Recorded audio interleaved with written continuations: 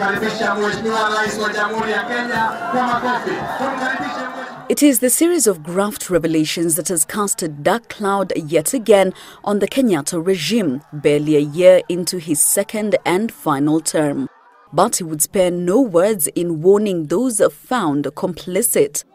Wale watu ambao wataendelea kucheza na mali ya umma, mali ya wananchi, wajue siku zao zimehesabiwa na ni shida watapata.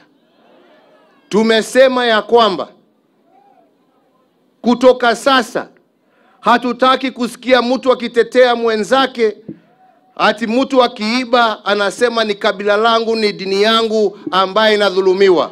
Wewe uliiba peke yako, chukua msalaba yako peke yako. Kenyatta spoke hours after the anti-corruption court remanded 20 NYS graft suspects. The court is setting Tuesday next week to deliver a ruling on the suspects' application for bail. During a long court process Monday that went well past midnight, the prosecution had opposed the bail application, saying the suspects were a flight risk and could interfere with witnesses. Female suspects were remanded at the Kenyatta prison while their male counterparts were locked up at the industrial area remand prison. Public Service PS Lilian Omollo and NYS Director General Richard Dubai are among those charged in connection with the scandal. Omollo was last night taken ill and rushed to hospital. Kenyatta says no efforts will be spared in prosecuting those found culpable and that they would not escape justice. Hatutaki tena siasa duni ya kugawanya watu, siasa ya kutumia kabila lako kujitetea na wewe ni mwizi. Wewe ni mwizi na utafungwa na utalala jela. Hakuna story ingine kutoka leo.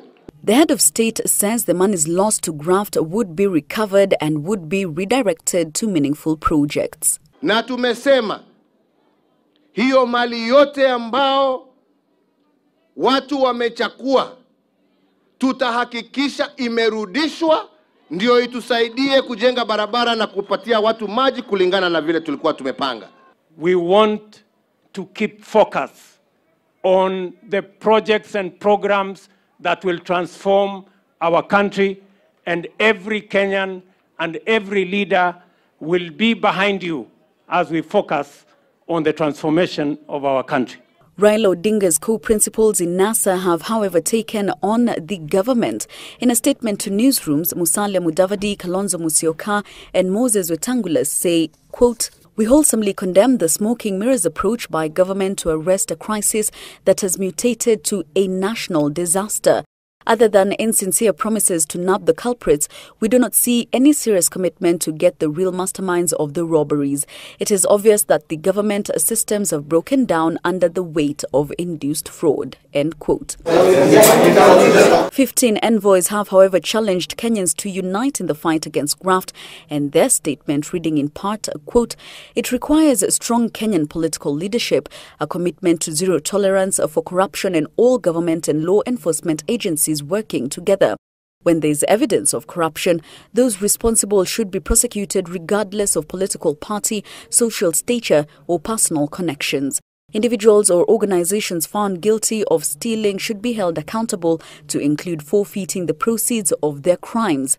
The NYS case involves the theft of nearly 500 million shillings from the institution. In the wake of the series of graft scandals that have seemingly reared their heads all at the same time, critics argue that it is just how tight this noose will be this time round that will determine the government's seriousness and commitment in reining in on grand corruption and those behind it.